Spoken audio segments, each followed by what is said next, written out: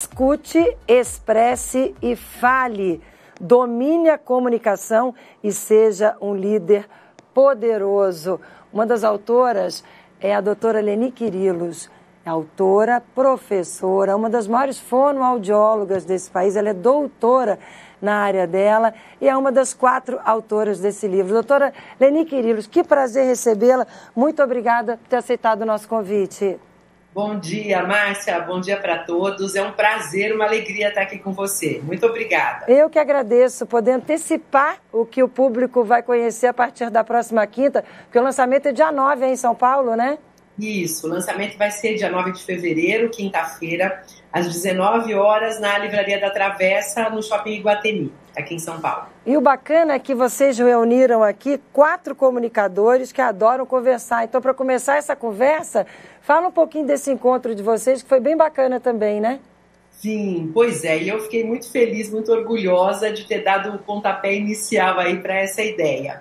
Márcia, eu sou uma apaixonada pela área de comunicação, venho estudando já há muitos anos, já tenho outras publicações, e num determinado momento eu fui a Portugal fazer um curso de comunicação não verbal com o professor Antônio Sacavém.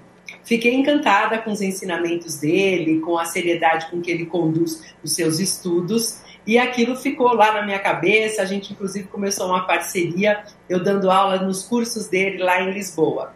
Em seguida, conheci o Thomas Brier, que é um francês, ele é um franco-brasileiro que vive no Brasil e que é um craque na arte da escutatória, na questão do verbal.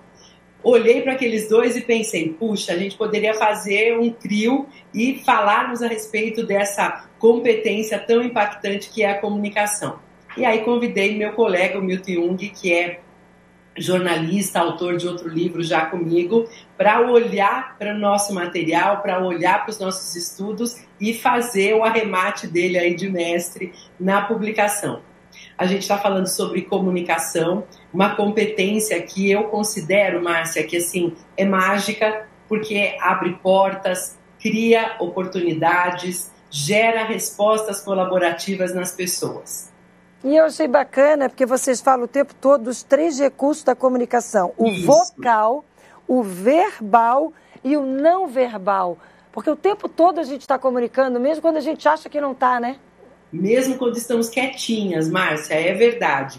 Eu costumo dizer que a nossa comunicação tem um valor muito grande, porque quando nós nos comunicamos, nós geramos uma percepção na cabeça do nosso interlocutor. A gente gera na cabeça do outro uma imagem a nosso respeito. E isso é especialmente importante por 3 razões. Primeiro, porque é algo muito rápido. É já nos primeiros segundos de contato que o nosso interlocutor gosta ou desgosta, confia ou desconfia. Segundo, é algo que acontece de forma absolutamente inconsciente. O outro não sabe muito bem por quê, nem como, mas ele registra uma impressão. E terceiro, assim que nós impactamos o nosso interlocutor, Márcia, ele reage a nós, ele nos responde de alguma maneira. O que constrói essa tal percepção é um trio de recursos, como você apontou. São os recursos verbais, que têm a ver com a escolha das palavras, tem a ver com a forma como a gente organiza as nossas mensagens, tem a ver com as expressões que a gente utiliza. O segundo grupo é o grupo dos recursos não verbais. Aqui a gente está se referindo aos recursos da imagem e é um grupo bastante amplo, de impacto muito forte. Eu costumo dizer que o não verbal é a nossa comunicação mais ética, porque é a que a gente menos tem possibilidade de interferir. Então ela é mais fiel àquilo que nós estamos sentindo. E finalmente o terceiro é o grupo dos recursos que chamamos de vocais. Recursos vocais têm a ver com a forma como nós falamos, o tom da nossa voz, a velocidade de fala, o uso das pausas, o volume que a gente utiliza, a forma como articulamos. Então, a nossa grande busca é por desenvolvermos bem cada um desses 3 grandes grupos e, mais do que isso, buscarmos o uso harmônico e coerente entre esses recursos, que é o que traz uma comunicação efetiva, uma comunicação que entregue de forma apropriada.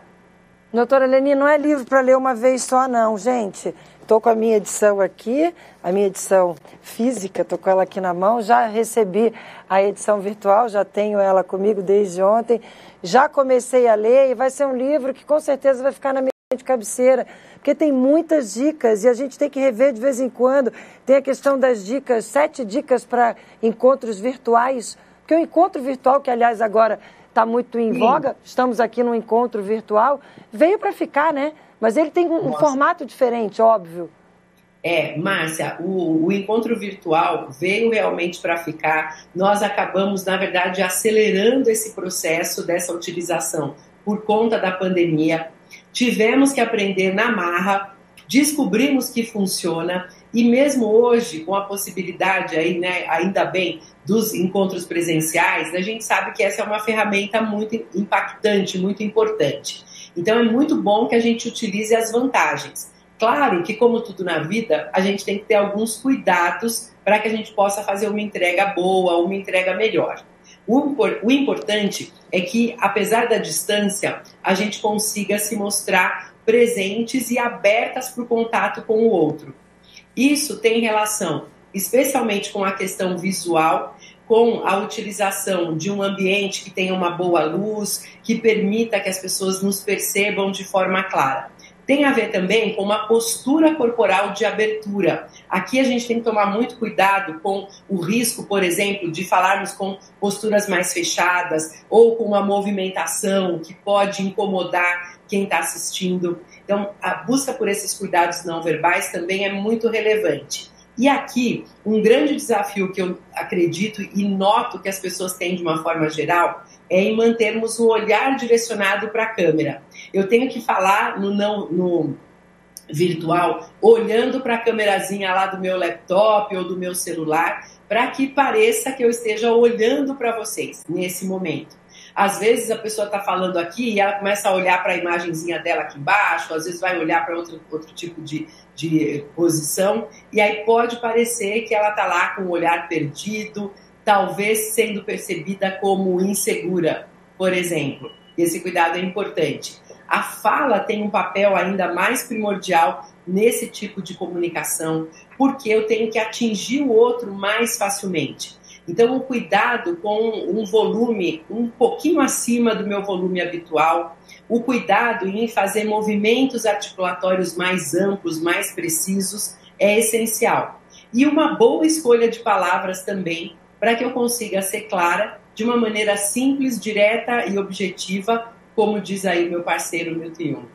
Tá aí, gente, só algumas dicas importantíssimas que a gente divide com vocês. Doutora Leni, mais uma vez, muito obrigada, prazer revê-la. Faça o convite para que as pessoas participem do lançamento ou comprem o livro. Aonde podem encontrar o livro? O livro está à venda em várias plataformas, tem na Amazon, tem no site da Livraria da Vila, da Livraria da Travessa. Por meio eletrônico a gente pode comprar em vários lugares, inclusive com entrega física. E a nossa busca, Márcia, por uma comunicação que eu traduzi como sendo efetiva e afetiva.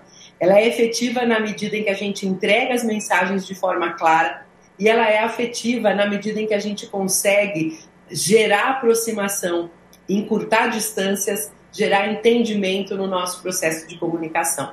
Que foi o que a gente fez hoje aqui e eu adorei. Foi efetiva e afetiva, porque é sempre um grande prazer revê-la. Mais uma vez, muito obrigada, sucesso e até uma próxima oportunidade. Obrigada, Márcia. Eu que agradeço. Até mais. Até mais. Tá aí, gente, QR Code na tela. Quer rever esse bate-papo?